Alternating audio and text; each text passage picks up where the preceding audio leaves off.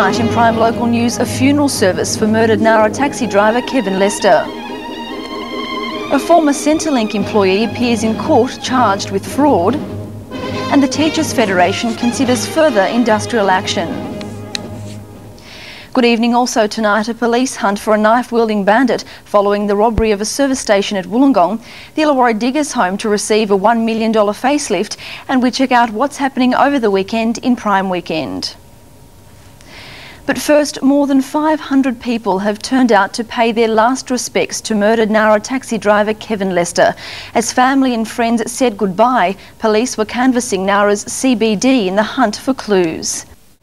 A former Centrelink worker has faced Wollongong local court on allegations she transferred taxpayers' dollars into her personal family payment account. The woman denies the claims, saying she's been set up. Police are investigating yet another armed robbery in Wollongong, the latest target a 24-hour service station on Crown Street. The offender entered the BP service station at 3 this morning, manning the counter a lone employee who was threatened with a long-bladed knife. Initially, the man made his escape on foot. Police are also investigating reports that a dark blue Commodore was in the area at the time of the robbery. Police searched the area for clues, finding what they believe may be evidence on the footpath outside a neighbouring business. Anyone with information should contact Wollongong detectives.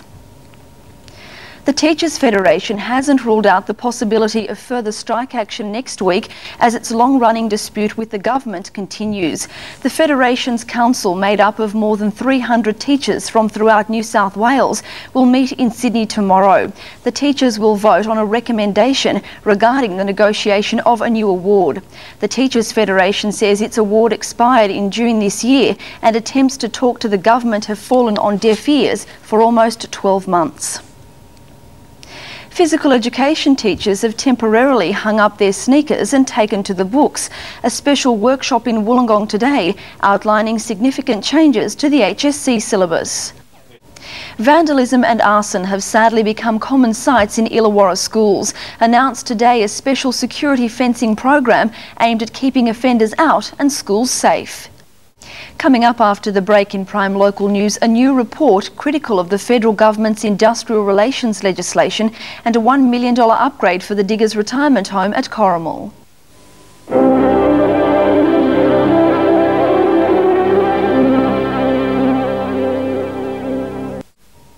Welcome back. An Australian research body has released new data critical of the federal government's workplace relations legislation. The information has revealed employees are better off under union negotiated agreements. Women will soon be allowed to take up residency in one of the region's most respected all-male homes. Sally Moore reports. Illawarra business is enjoying the best trade figures in a decade, and the word from Iris is that things are set to get better. Still to come in Prime Local News, we find out what's happening over the weekend in Prime Weekend. But first with sport, here's Andrew Martin. Thanks, Anita. Coming up after the break, all the late mail for tomorrow's Rich Cox Plate, and Sean Timmins ready for his international debut.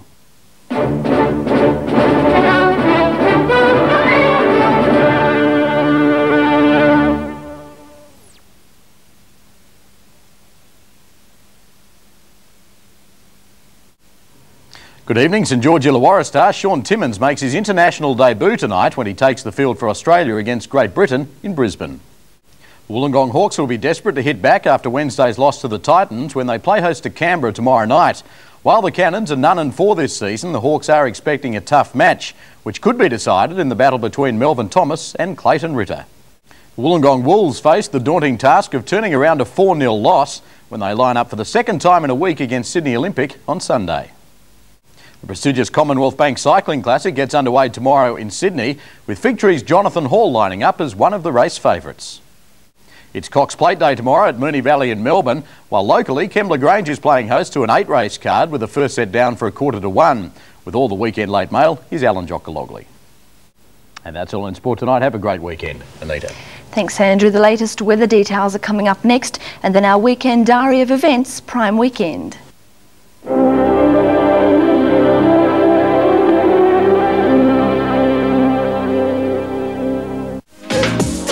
This Prime Weather Report is proudly brought to you by Westfield Shopping Towns, Fig Tree and Warrawong. Well, another beautiful spring day in Wollongong. The temperature outside now still around 22 degrees, 11 in Eden. Around the region, the temperature dropped to 9 in Goulburn overnight and reached a high of 29 in Wollongong. Further south, it got down to 7 in Bega and Merimbula and reached a high of 27 in Ulladulla. And the Bureau says we're in for rain again this weekend. The forecast for the Illawarra: a cool day Saturday, cloudy with showers increasing to rain. The outlook: rain again on Sunday, showers on Monday and Tuesday. On the Highlands, cloudy periods with rain developing in the afternoon. The outlook: rain periods on Sunday, fine on Monday with showers on Tuesday. And on the south coast, a cold day with cloudy periods and some showers, increasing to rain in the afternoon.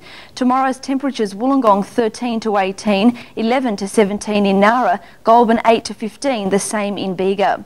Boating conditions tomorrow: southeast winds at up to 30 knots with seas rising to 3 metres. And the tides: there's a high at 6:45 tomorrow morning, the low at 10 to 1 in the afternoon. And finally, time to take a look at what's on in this week's edition of Prime Weekend. Now, recapping tonight's top stories in Prime Local News: a funeral service has been held today for murdered Nara taxi driver Kevin Lester. Meantime, police have set up a display at the Nara Fair shopping centre as they seek clues to the killing. And an Australian research body has released a report which is highly critical of the federal government's industrial relations legislation. And tonight we leave you with the week that was.